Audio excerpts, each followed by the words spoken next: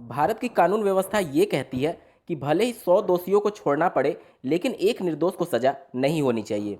लेकिन DElEd bag प्रकरण मुद्दे से पूरे 1 लाख प्रशिक्षु निर्दोष होते हुए भी अधिकारियों की गलतियों की वजह से सजा भुगतने के लिए तैयार हो रहे हैं। बहुत से बैक प्रशिक्षु इस बात से संतोष कर ले रहे हैं कि एससीईआरटी के द्वारा लिखित आदेश जारी कर दिया गया है कि जनवरी के अंतिम सप्ताह तक उनके चतुर्थ सेमेस्टर की परीक्षा कंडक्ट करा ली जाएगी। इसका आपके भविष्य पर क्या प्रभाव पड़ेगा, साथ ही 19 अक्टूबर 2020 को माननीय कोर्ट में बैक प्रकरण मुद्दे की जो सुनवाई होने वाली है, उसमें क्या कुछ पक्ष आप लोग के साथ रखना चाहिए, इसके बारे में भी चर्चा होगी।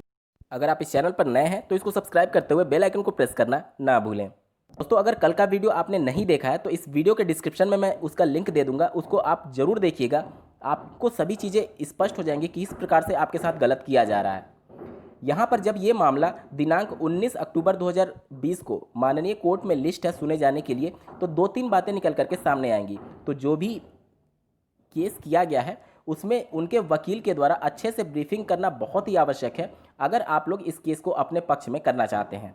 देखिए, जब भी ये केस माननीय कोर्ट के समक्ष प्रस्तुत होगा तो पीएनपी और एससीईआरटी सीधे शब्दों में ये बोल देंगे कि हम यूजीसी की गाइडलाइन को फॉलो नहीं करते हैं, और जो कि बिल्कुल सही बात है।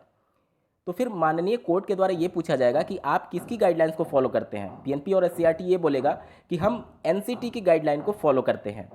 फिर कोर्ट की तरफ से ये जवाब आएगा कि एनसीटी ने प्रमोट के संदर्भ में क्या गाइडलाइन आपको जारी की थी और क्या दिशा निर्देश आपको दिए थे। उसके बाद से पीएनपी और एससीईआरटी स्पष्ट रूप से ये बोल देगी और फंस जाएगी कि एनसीटी ने प्रमोट के संदर्भ में कोई भी गाइडलाइन जारी नहीं की थी।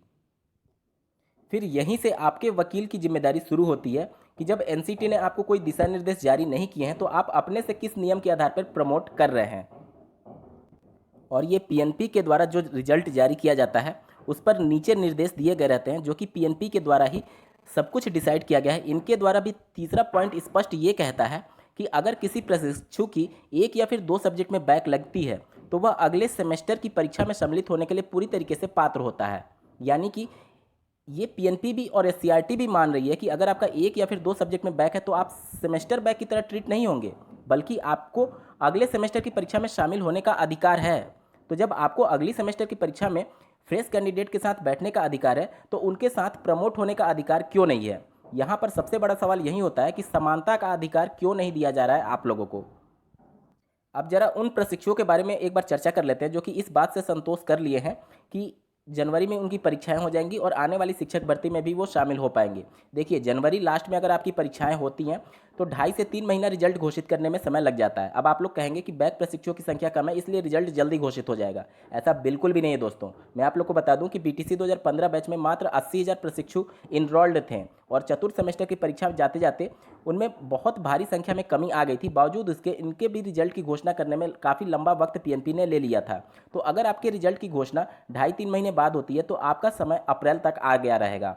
और जिस प्रकार से पिछले बैचेज के प्रशिक्षु सरकार पर दबाव बना रहे हैं या फिर सरकार के द्वारा भी दिशा निर्देश दिए जा रहे हैं, आप लोगों ने विभिन्न न्यूज़पेपर में भी देखा होगा। और जिस प्रकार से उत्तर प्रदेश शासन के द्वारा सभी विभागों में रिक्त पदों को भरने के लिए माननीय मुख्यमंत्री जी के द्वारा आदेश दिया गया है, अगर इसके बीच में कोई भर्ती आ जाती है तो आप लोग इस बात को बिल्कुल भूल जाइए कि आप लोग के विरोध प्रदर्शन करने से वो भर्ती थोड़ा विलंब होगी। आप लोगों ने लगातार 6 दिन तक विरोध प्रदर्शन जताया, बावजूद इसके पीएनपी और एससीईआरटी और ना ही शासन ने आपकी मुद्दों को गंभीरता से लिया, जबकि ये सभी मुद्दे आपके जायज़ थे। बावजूद इसके अधिकारियों की गलतियों की वजह से आप लोग को प्रमोट नहीं किया गया। और अगर कोई भर्ती आ जाती है अप्रैल से पहले और आप लोग उस पर रोक लगा करके शासन से ये मांग करेंगे कि भर्ती को थोड़ा विलंब कर दिया जाए, उस समय भी आप लोग के साथ ऐसा ही व्यवहार किया जाएगा।